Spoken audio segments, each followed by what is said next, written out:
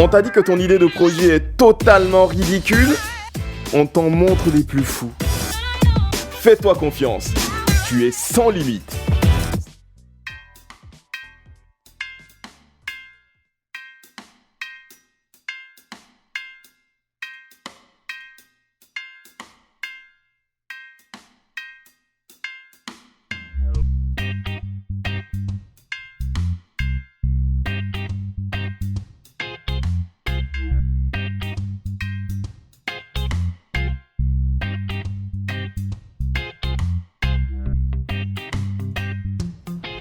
Aujourd'hui, nous allons plonger dans l'univers des femmes.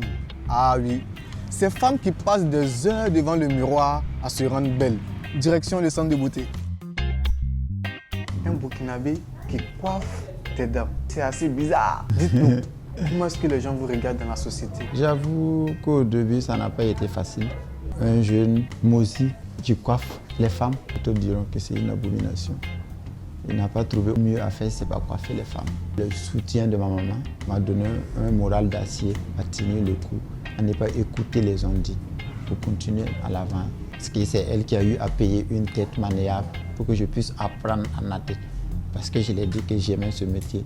Vous êtes aujourd'hui parfait design. Est-ce que ces régals continuent toujours? Ça continue toujours. Il y a beaucoup qui me jugent de pédé, homosexuel, mais je ne les écoute pas. Si dans le tout début, je ne les ai pas écoutés, ce n'est pas maintenant que j'ai une carrière dans ce métier que je vais les écouter. Un homme qui passe ses 365 jours de l'année en compagnie des femmes, qu'est-ce qu'il gagne? Ne vous imaginez surtout pas des trucs piquants. Je parle du côté financier, bien entendu. Parfait. Comment est-ce que vous êtes arrivé à la coiffure? Bon, disons que dans le tout début, j'ai commencé à coiffer les hommes. Je voyais à travers la télé des hommes noirs, des Africains, je coiffe des femmes. Et quand je vois ça, ça me plaît. Et je me suis dit, pourquoi pas me lancer?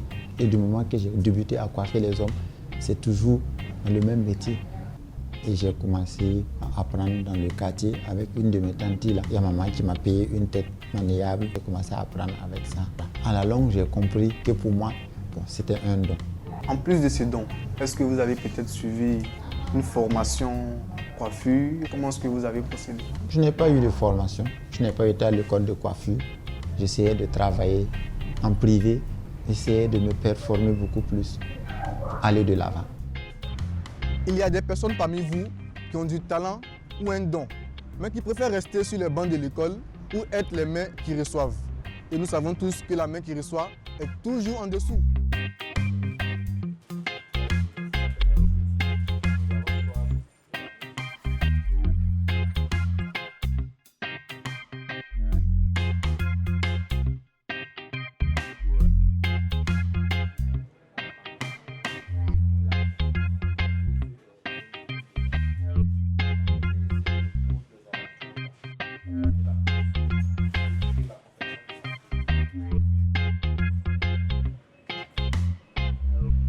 Aujourd'hui, il y a beaucoup de jeunes qui hésitent encore à se lancer dans l'entrepreneuriat. Vous, qui malgré les préjugés, êtes arrivés aujourd'hui à réaliser quelque chose, quel conseil pouvez-vous donner à cette jeunesse africaine qui nous suit aujourd'hui?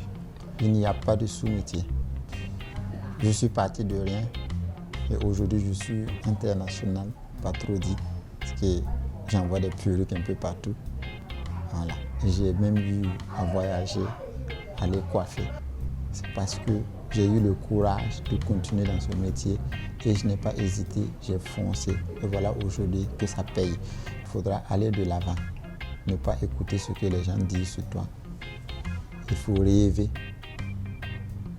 Et un jour, tu vas réaliser ton rêve. À tous ceux qui veulent réussir, 1. Faites fi des préjugés. 2. Aimez ce que vous faites. 3. Fixez-vous un ou plusieurs objectifs. 4. Donnez-vous les moyens pour y arriver.